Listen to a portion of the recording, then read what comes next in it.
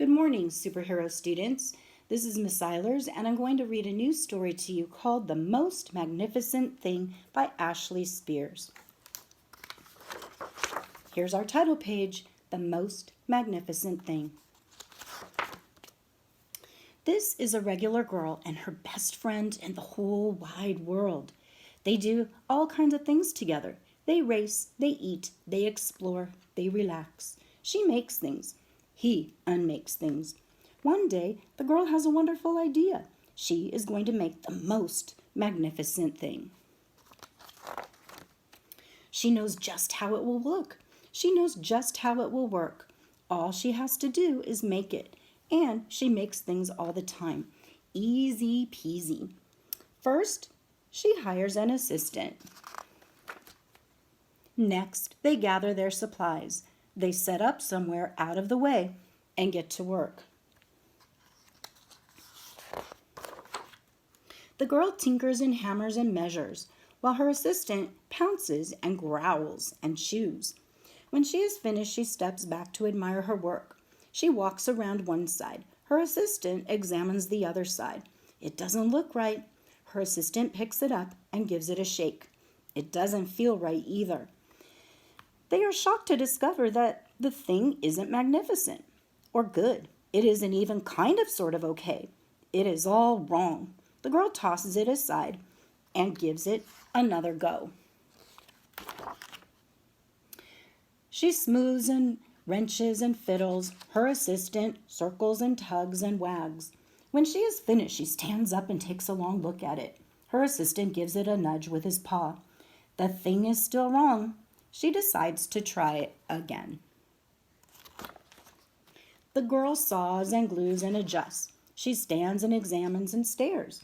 She twists and tweaks and fastens. She fixes and straightens and studies. She tries all different ways to make it better. She makes it square. She makes it round. She gives it legs. She adds antennae.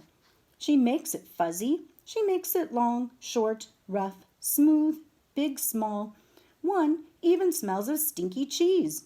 But none of them are magnificent. Her hard work attracts a few admirers, but they don't understand. They can't see the magnificent thing that she has in her mind. She gets mad. The angrier she gets, the faster she works. She smashes pieces into shapes. She jams parts together. She pummels the little bits in. Her hands feel too big to work, and her brain is too full of all the not right things. If only the thing would just work.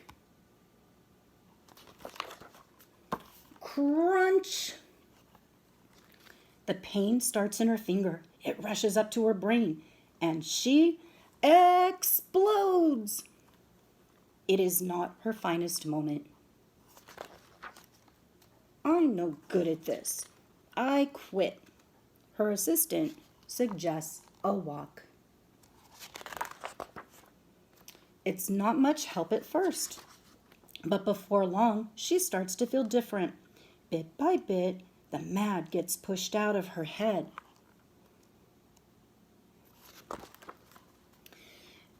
As they stroll along, she comes across the first wrong thing she made.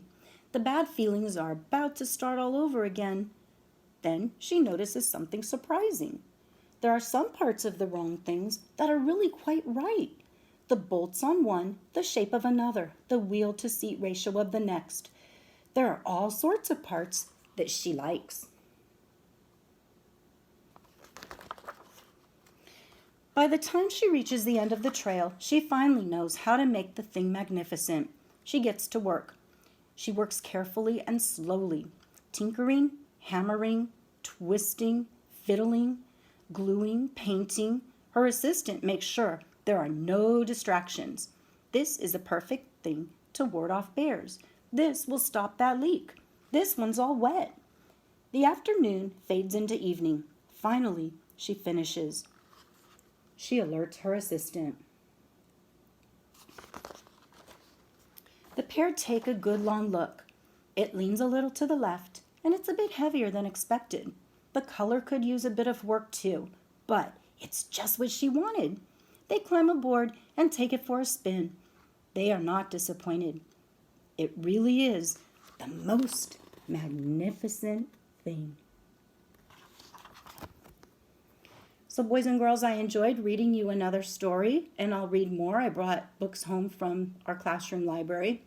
And just remember, moms and dads, boys and girls, when you're trying to do something new, like doing your learning at home, trying to do it might be frustrating, but never give up. Always try to come up with a way to solve the problem. I know you're all doing a magnificent job. You are the most magnificent kids and parents. Bye-bye for now.